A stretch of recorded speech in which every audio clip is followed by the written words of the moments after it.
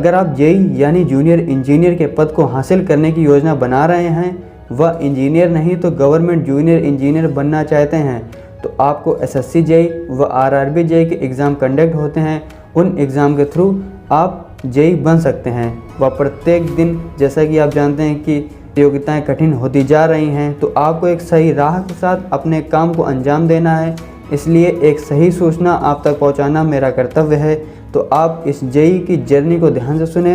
ये एक क्वेश्चन आया था जिस पे मैं ये वीडियो बना रहा हूँ। आपके भी अगर इसी तरह के क्वेश्चन हैं तो आप कमेंट बॉक्स में ज़रूर बताएं। अगर आप चैनल पर नए हैं तो प्लीज़ चैनल को सब्सक्राइब करके बेल आइकन कॉल पे सेट कर लें। चलिए बिना किसी देरी के वीडियो को शुरू करते हैं। जेई यानी जूनियर इंजीनियर, जेई के लिए एक एसएससी जेई व आरआरबी जेई जैसा कि मैंने आपको बताया एग्ज़ाम होते हैं। एसएससी यानी कि स्टाफ सिलेक्शन कमीशन, जिसको हिंदी में कर्मचारी चयन आयोग कहते हैं। तो पहले बता दें कि जेई कौन होते हैं। जैसे आप बिजली विभाग, रेलवे व पीडब्ल्यूडी जैसे सरकारी विभागों में जेई की पोस्ट होती हैं। अब इसकी एलिजिबिलिटी क्राइटेरिया की बात करें तो एसएससी जेई के लिए आपके पास इंजीनियरिंग डिग्री व डिप्लोमा होना ज़रूरी है। आप बी यानी बैचलर ऑफ इंजीनियरिंग, बीटेक व diploma polytechnic, civil engineering, electrical, mechanical किसी भी रिकॉग्नाइज बोर्ड से आप हों तब आप एसएससी जेई के एग्ज़ाम को एलिजिबल होंगे। इसी तरीके से मैं आरआरबी जेई के एग्ज़ाम को भी बताऊंगा, तो आप वीडियो को पूरा देख। आपकी एज की बात करें तो आपकी एज जो है वो 18 वर्ष से व 32 वर्ष से अधिक नहीं होनी चाहिए। वह भारतीय नागरिक हों, नेपाल व भूटान के नागरिक भी एलिजिबल हैं।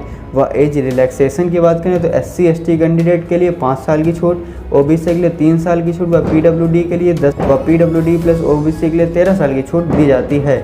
अब एग्ज़ाम पैटर्न की बात करें तो एसएससी जेई में 2 पेपर होते हैं, पेपर 1 व पेपर 2। पेपर 1 सीबीटी यानी कंप्यूटर बेस्ड टेस्ट होता है। वह ऑब्जेक्टिव टाइप के क्वेश्चन आते हैं। वह 200 मार्क्स का क्वेश्चन होता है। वह इसमें ड्यूरेशन जो होती है वो 2 घंटे की ड्यूरेशन होती है। वह इसका जो एग्ज़ाम होता है वो बाइलिंगुअल होता है, यानी बाइलिंगुअल मतलब हिंदी इंग्लिश दोनों तरह के एग्ज़ाम होते हैं। इसमें 2 पेपर होते हैं, पेपर 1 व पेपर 2, जैसा कि मैं आपको पहले बता चुके हैं। तो पेपर 1 की सब्जेक्ट की बात कर लें तो सेक्शन 1 में जनरल इंटेलिजेंस एंड रीजनिंग, इसमें 50 क्वेश्चन होते हैं। वह जनरल अवेयरनेस, इसके 50 क्वेश्चन होते हैं। वो पार्ट ए में general engineering civil and structural, इसमें 100 क्वेश्चन होते हैं। वो पार्ट बी में जनरल इंजीनियरिंग इलेक्ट्रिकल, सी में जनरल इंजीनियरिंग मैकेनिकल। इसमें सिविल इंजीनियरिंग व इलेक्ट्रिकल में किसी आपको एक को चुनना पड़ता है, यानी कि जो part A, part B, part C दिए गए हैं स्ट्रीम के अकॉर्डिंग चॉइस करना पड़ेगा। 0.25 की निगेटिव मार्किंग होती है। और ये सिलेबस हैं जो मैंने आपके सामने वीडियो में स्क्रीनशॉट लिए हैं। तो मैंने ये नोटिफिकेशन स्क्रीनशॉट लिए हैं, किसी तरीके की फेक वेबसाइट से नहीं, एकदम सिलेबस है।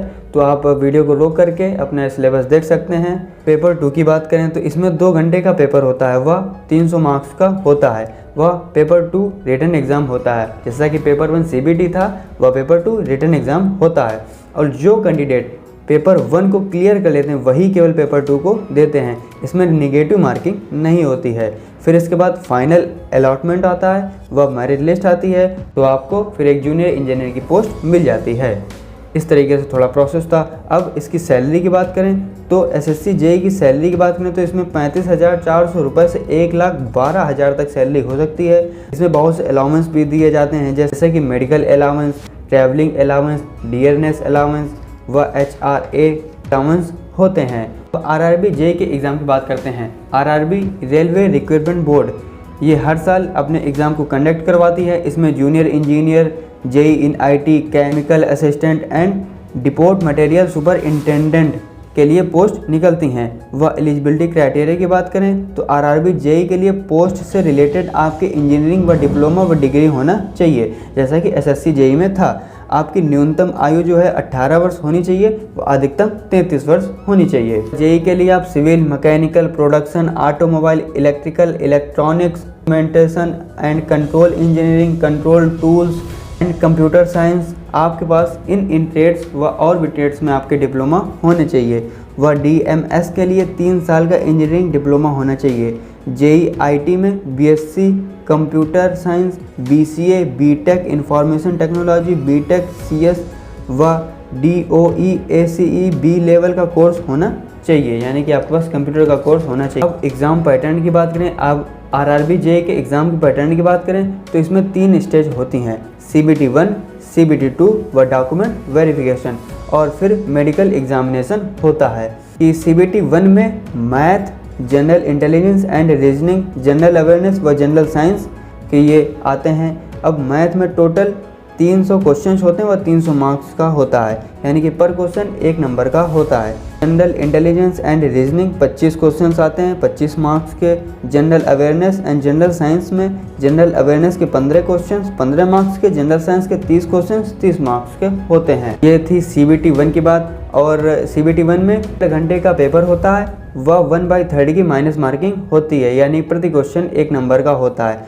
ऑब्जेक्टिव टाइप के क्वेश्चंस होते हैं, और वो जो स्टूडेंट CBT1 को पास कर लेते हैं उनको CBT2 देते हैं। CBT2 में 150 मार्क्स का पेपर आता है व इसमें general awareness, physics and chemistry, basic of computer and application, basic of environmental pollution control and technical ability subjects होते हैं। व 2 घंटे का CBT होता है।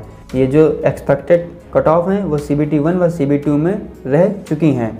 वह CBT1 पास करने के बाद आप CBT2 देंगे, और CBT2 पास करने के बाद यानी कंप्यूटर बेस्ड टेस्ट जो सेकंड होगा उसको पास करने के बाद आपका डॉक्यूमेंट वेरिफिकेशन होगा। फिर मेडिकल भी क्वालिफाई आपको करना पड़ेगा, यानी कि आपका मेडिकल भी होता है। अब सैलरी की बात करें तो ट्रेनिंग टाइम में आपको 34,500 रुपये से मिलते हैं, व ट्रेनिंग के बाद आपको 42,000 रुपये पर मंथ मिलती है। वह और भी इसमें भी अलाउंस दिए जाते हैं। वह आपके वर्क व टाइम के साथ आपकी ग्रोथ होती रहती है। तो दोस्तों ये इनके क्वेश्चन के अकॉर्डिंग मैंने पूरी JEE से रिलेटेड आपको जानकारी दे दी। व आपके भी अगर इस वीडियो में किसी तरह की कोई गलती हुई हो व कोई राय हो तो आप अपनी राय कमेंट बॉक्स में ज़रूर बताएं। व किसी तरह का कोई क्वेश्चन हो तो आप अपने क्वेश्चन भी कमेंट बॉक्स में ज़रूर बताएं, मैं उस पर वीडियो ज़रूर बनाऊँगा। तो आज का वीडियो बस यहीं तक। व और भी जानकारी के लिए आप इनकी RRB JEE व SSC JEE की ऑफिशियल वेबसाइट से नोटिफिकेशन देख सकते हैं। तो आज का वीडियो बस यहीं तक। चैनल पर नए हैं तो प्लीज़ चैनल को सब्सक्राइब करके बेल आइकन कॉल पर सेट कर लें व ये वीडियो अपने दोस्तों के साथ जरूर शेयर करें। जय हिंद, वंदे मातरम।